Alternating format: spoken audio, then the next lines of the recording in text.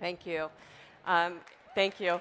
I'm really happy to be here, and I want to tell you the story of both a little bit of personal change, but more importantly, a story about institutional change. 25 years ago, I was one of those people who protested outside of the World Bank. I was really opposed to the policies that the bank and the fund imposed on poor countries. Fast forward to today, and I'm inside that institution as Senior Director for Gender. And it's been an amazing transformation, both for me, but also in terms of the institution. I want to talk about a story that is a story that's painful, but has some positive linings. A few years ago, the World Bank financed a loan to help the Ugandan government construct 66 kilometers of road in a rural area. And we received a complaint that went through our management that girls as young as 13 were having relationships, inappropriate relationships, with contractors who were hired to help build that road. A few months later, we heard more complaints, and finally, our inspection panel, which is the tribunal, the legal arm outside of the World Bank, a case was brought by a community in Uganda. It shocked the institution. And instead of hiding, our then president was horrified, and he suspended the entire lending portfolio in Uganda and said, we need to fix this project. We have this problem. And he turned to me and he said, Caren, help us figure out what to do about it. So we took this issue really seriously.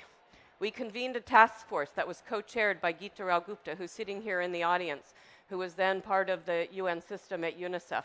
We had the Undersecretary General of Peacekeeping to advise us because the peacekeeping forces had a lot of experience with this issue.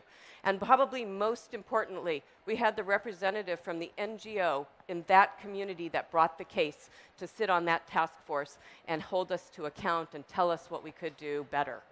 The task force came up with an amazing set of recommendations, and the bank as a whole, our legal department, our policies and processes, our practices that work with urban and rural development and social inclusion came together, and we produced what we call a good practice note for the mitigation and the prevention of sexual exploitation, harassment, and abuse. Putting together this good practice note was a 2-year endeavor. It was a whole of institution response. We had incredible debates about what the responsibility of the World Bank would be to girls and women who were in these situations. And we made some really important decisions. We decided that any sexual contact with anyone under the age of 18 was inappropriate, and we would prohibit that from anybody who had a bank-financed loan. We put in place things like codes of conduct that all workers, all supervisory engineers had to sign, with consultations and explicit training so that they understood what they were doing. We put in place a scoring system for any project of major civil works, that's major infrastructure, whether it's transport, whether it's energy, building hydropower, dams, water and sanitation. We put in place, as a result of the scoring system for high and substantial risk project, mandatory safe places for women and community members to report incidents. And we put in place the idea of third-party providers that we would refer anybody who's come to us for help, whether that was health support, judicial support, bringing a case, any support that was needed.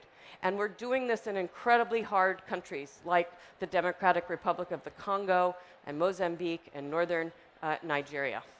We started a journey. We're not there yet. We're in the process now of thinking about moving from mitigation to actually prevention. How do we join the communities that we work with to prevent? And I want to leave you with some final lessons that we've learned. Change is possible. Big institutions can own their mistakes and take responsibility. We can show leadership from the top and work with technical expertise to help from the experts who know a lot about GBV, far more than the people at the bank do, learn about what works and what doesn't. We need to be humble because we're on a learning journey, and we need to do this with the governments with whom we work, the private sector, and the entire UN and multilateral systems. And finally, we need perseverance, because change takes time, and there's a long journey ahead of us, but we're fully engaged in the moment. So change is possible. Thank you.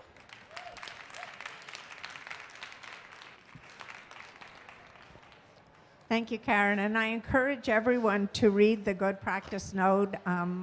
I found mine online, and it really opened my eyes to a lot of issues that I really wasn't aware of. And I think that are really important for anyone who's working with contractors in your workspace, outside contractors. Most of us have inside policies, but when we bring in outside contractors, we don't often think about their behaviors and protecting our women from the work that they do on our premises or in our countries. So thank you for that. I'm supposed to ask you this same question that after this conference, and I'd like you to talk about you, because we know, especially as women, we always say we work in teams, but how will you use your power coming out of this conference? Oh, I'm so happy to be part of a great team of people both inside the bank and outside the bank who are using our power to try to create change from the outside and create change from the inside. I have so many pieces on unfinished business. Our inside change includes doubling our procurement spend on women-owned firms, includes eliminating pay disparities between men and women in our institution, and providing a research methodology for any institution that wants to remedy pay disparities. It involves having the right kind of evidence and policy dialogue, and probably most importantly, working with my colleagues to design interventions properly. If you are financing an urban transport system, make it safe, make it responsive to women's mobility, design well, measure well, check your results, and be accountable. Thank you very much. Another round of applause, please, for Caren Grown.